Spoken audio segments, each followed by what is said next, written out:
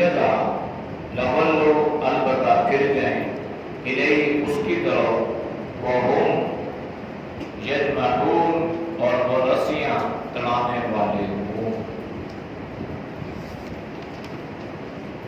آیات کا ماقبل آیات کے ساتھ ربط یہ ہے کہ منافقین کی چال بازیاں، ان کی مکاریاں اور ان کی عبادت میں جو سستی اور کاہلی تھی، اللہ نے اس کو بیان فرمایا۔ یعنی علامات منافقین اللہ نے بیان فرمائی۔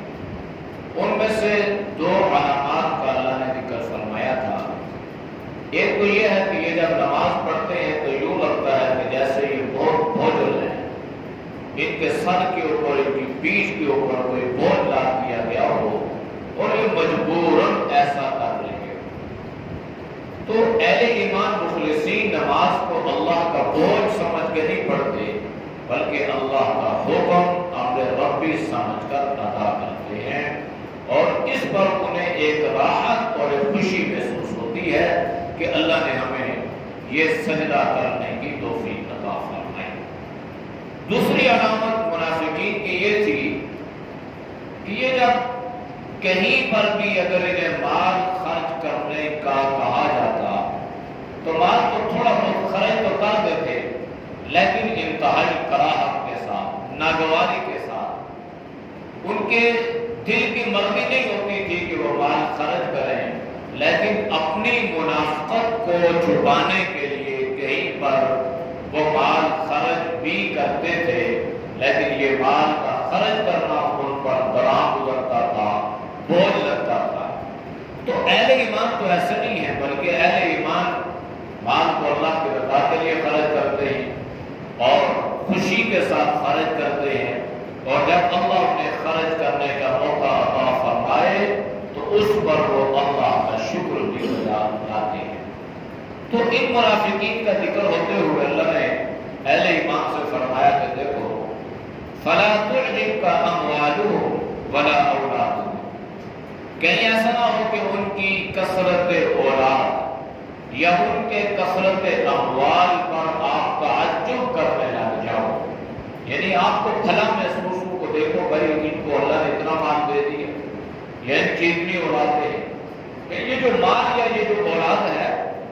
یہ کوئی باعث فخر کی چیز نہیں ہے۔ الہاکم التکاثر حتی زرتم المقابر، اس مال کی حرص نے یا مال کی بڑھوتی نے تمہیں ہلاک کر دیا، یہاں تک کہ تم نے قبریں جا دیکھی۔ مال بھی اللہ کی نعمت ہے، اولاد بھی اللہ کی نعمت ہے، اور معمولی نعمتیں نہیں ہیں، بڑی نعمتیں ہیں، اور ان کی قدر ان لوگوں سے پوچھئے جو اس سے محروم ہیں۔ لیکن یہ مال اور یہ اولاد انسان کے لیے کبھی کبھی دنیا ہی میں درد سر بن جاتی ہے، اور دنیا ہی میں یہ وبال جان بن جاتی ہے، اور دنیا ہی میں یہ سوان روح بن جاتی ہے، ذلت کا ذریعہ بن جاتی ہے، مال بھی اور اولاد بھی۔ تو اس لیے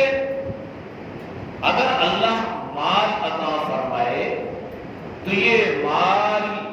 انسان اللہ کے راستے میں خرچ کرے تو یہ اس کی عزت کا ذریعہ بنے گا۔ اولاد اگر اللہ عطا فرمائے تو اس اولاد کو دین پر چلائے تو یہ عزت کا ذریعہ بن جائے گی، ورنہ انسان کی روح جب جسد عنصری سے پرواز کرے گی تو یہ اولاد آپس میں لڑائی جھگڑے، فتنہ و فساد، قتل و غارت، جائیداد، مال تقسیم، پھر اس طرح گتم گتا ہو جائے گی کہ اس کی مثال پیش کرنے سے دنیا فاصل ہے، اور یہ بات تو بالکل مشاہدے کی چیز ہے۔ لہذا اللہ نے فرمایا کہ یہ قابل تعجب نہیں ہے، کوئی بھلی چیزیں نہیں ہیں جن پہ تم فخر محسوس کرو یا تمہیں بھلی لگے۔ انما یرید اللہ یہ چاہتا ہے لیعذبہم بہا فی الحیات الدنیا،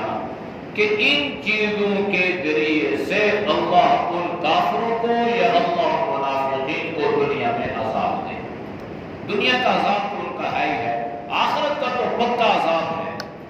اس سے تو انہیں خلاصی ہے ہی نہیں ہے۔ لیکن بعض مرتبہ یہ اولاد بھی اور بعض مرتبہ یہ مال بھی انسان کے لیے دنیا میں ذلت کا ذریعہ بن جاتا ہے، اور اللہ بھی یہ چاہ رہا ہے کہ ان کو یہ جو مال مل رہا ہے، یہ جو دنیا کی نعمتیں مل رہی ہے نا، یہ اتمام حجت ہو رہا ہے، اور اس کے ذریعے سے اللہ ان کو دنیا میں عذاب میں بھی مبتلا فرما سکتا ہے۔ وَتَذْهَبَ أَنفُسُهُمْ، اور ان کی جانیں نکل جائیں، ان کی روح پرواز کر جائے، وَهُمْ كَافِرُونَ، اور حالت یہ ہو کہ وہ کافر۔ اولاد بھی ہے، مال بھی ہے، لیکن حالت ایمان پر موت نہیں ہے، تو اب نہ یہ اولاد اللہ کے عذاب سے بچا سکے گی، نہ یہ مال اللہ کے عذاب سے بچا سکے گی۔ اللہ نے فرمایا اصل کامیابی کی چیز یہ ہے کہ جب انسان کی موت آئے، اولاد ہو نہ ہو، مال ہو نہ ہو، انسان کی زبان پر اللہ کلمہ طیبہ کو جاری فرما دے۔ یہ بڑی سعادت اور بڑی عظمت کی بات ہے، اور اس کے لیے ہر وقت اللہ سے دعا فرمایا ہے۔ نبی کریم صلی اللہ علیہ وسلم نے فرمایا کہ من آخر کلام لا الہ الا اللہ محمد رسول اللہ فقد دخل الجنہ، جس کا آخری کلام لا الہ الا اللہ محمد رسول اللہ ہوگا، اللہ اس کو جنت میں داخل فرمائے گا۔ تو یہ بڑی عظمت اور سعادت کی بات ہے۔ تو اصل کامیابی یہ ہے کہ انسان کی موت حالت ایمان پر ہو، اور قرآن کریم میں بھی اللہ نے فرمایا کہ وَلَا تَمُوتُنَّ إِلَّا وَأَنْتُمْ مُسْلِمُونَ، تم مرو نہیں اس حالت میں کہ تم مسلمان ہو۔ باقی دنیا کی چیزیں مل گئی تو ٹھیک ہے، نہ ملے تو بھی ٹھیک ہے، آ گئی تو ٹھیک ہے، اللہ کا شکر نہیں ہے تو پھر بھی صبر۔ یعنی یہ کوئی ایسی چیز نہیں ہے کہ جس پہ انسان کوئی فخر محسوس کرے یا تعجب اس پر کرے۔ تو اصل چیز یہ ہے کہ انسان حالت ایمان میں دنیا سے رخصت ہو۔ تو علماء نے لکھا ہے کہ یہ جو کلمہ ہے نا، کلمہ لا الہ الا اللہ محمد رسول اللہ، یہ اللہ ہر اس انسان کو نصیب فرماتے ہیں نمبر 1 جو دنیا میں اس کو کثرت سے پڑھتا ہے۔ لا الہ الا اللہ کا ورد کریں گے تو آخری وقت میں بھی اللہ یہ کلمہ نصیب فرمائے گا۔ اور علماء نے یہ بھی لکھا ہے کہ اگر کوئی آدمی مسواک کا کثرت سے استعمال کرتا ہے، نبی کریم صلی اللہ علیہ وسلم کی محبوب اور پیاری سنت سمجھ کر، تو اللہ اس سے بھی آخری وقت میں کلمہ نصیب فرماتا ہے۔ اور ایک بات علماء نے یہ بھی بیان فرمائی ہے کہ ہمیشہ اپنے دل میں ایک دوسرے کی محبت اور بالخصوص علماء کی محبت، تو جو علماء سے محبت کرتا ہے اللہ اسے بھی کلمہ نصیب فرماتے ہیں۔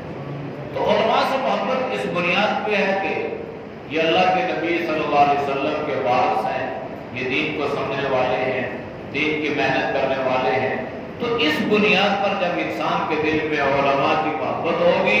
تو اللہ اس کو آخری وقت میں انشاءاللہ کلمہ طیبہ نصیب فرمائے گا، اور جس کو اللہ نے یہ کلمہ عطا فرما دیا فقط داخل الجنہ، اللہ کے نبی نے فرمایا وہ جنت میں داخل ہو گیا، ہوگا نہیں، داخلہ یہ ماضی کا صیغہ ہے، یعنی آپ نے گارنٹی اور ضمانت سے فرمایا کہ وہ جنت میں داخل ہو گیا۔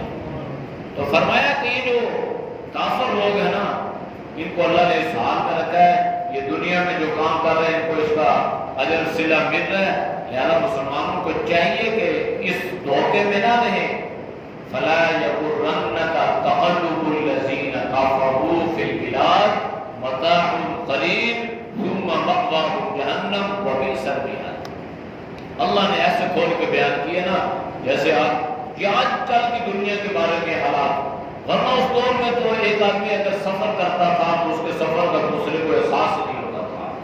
آج ہمیں پتا چلتا ہے جی فلاں آدمی ایک جو ہے وہ ایک دن پاکستان میں ہے، دوسرے دن پتا چلا یوروپ میں ہے، تیسرے دن پتا چلا کہاں پہ ہے، پوری دنیا سے گھوم رہا ہے۔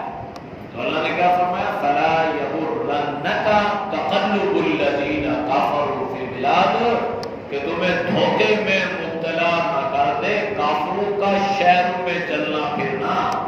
کہ کبھی ایک شہر میں کبھی دوسرے شہر، یعنی دنیا کی عیاشی ہو رہی ہے۔ تو کہیں ایسا نہ ہو کہ آپ بھی یہ دھوکے میں بھائی وہ تو کافر ہو کے اتنی عیاشی کر رہے اور آپ مسلمان ہو کے ہمارے پاس کچھ نہیں ہے۔ اگر دنیا بھلی چیز ہوتی، فائدے والی چیز ہوتی، نفع والی چیز ہوتی تو نبی کریم صلی اللہ علیہ وسلم اس کو پسند فرماتے۔ بھلی نہیں تھی، نفع والی چیز نہیں تھی، اس لیے نہ اللہ کے نبی نے خود پسند فرمایا اور نہ آپ نے اس کی ترغیب دی، بلکہ آپ نے اس سے دور رہنے کے بارے میں حکم دیا کہ اس کے پیچھے بھاگنا نہیں ہے، اس کے پیچھے بھاگو گے تو یہ تم سے بھاگے گی، اس سے دور بھاگو تو اللہ تمہارے مقدر اور نصیب میں جتنے لکھی ہوگی اللہ کو عزت سے عطا فرمائے گا۔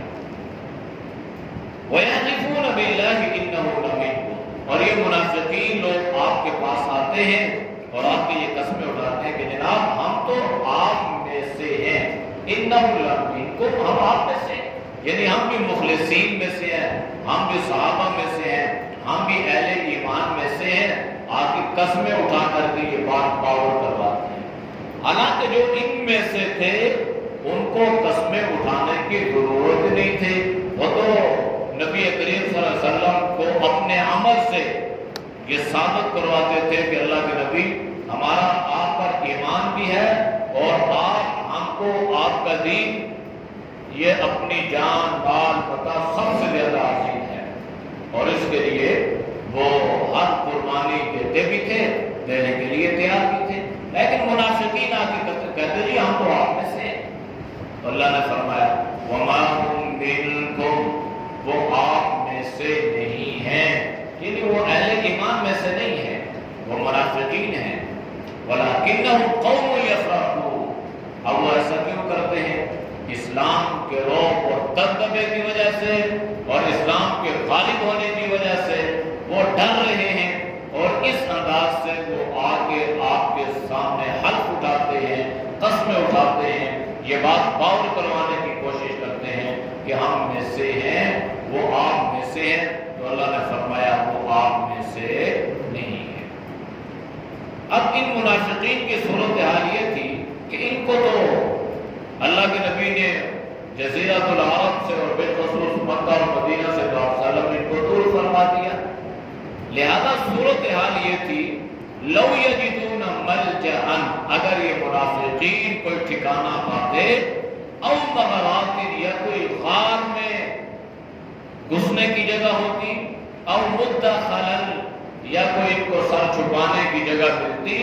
لَوَلُّوا إِلَيْهِ، تو اس کی طرف پھر جاتے، وَهُمْ يَجْمَعُونَ، اس طرح جس طرح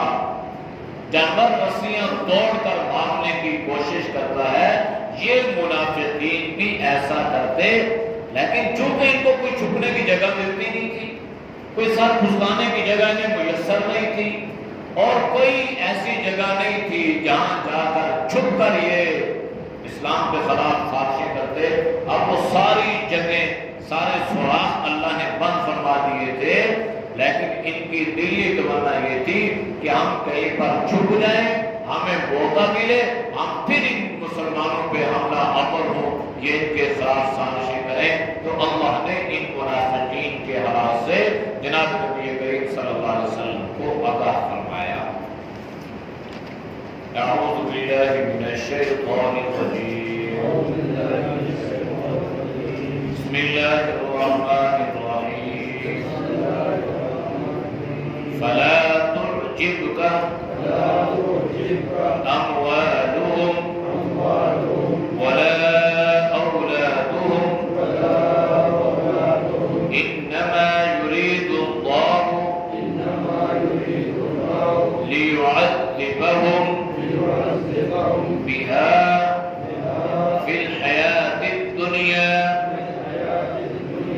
وتزهق أنفسهم وهم كافرون ويحلفون بالله إنهم لمنكم وما هم منكم ولكنهم قوم يفرحون لو يجدون ملجأ أو مغارات أو مدخلا لولوا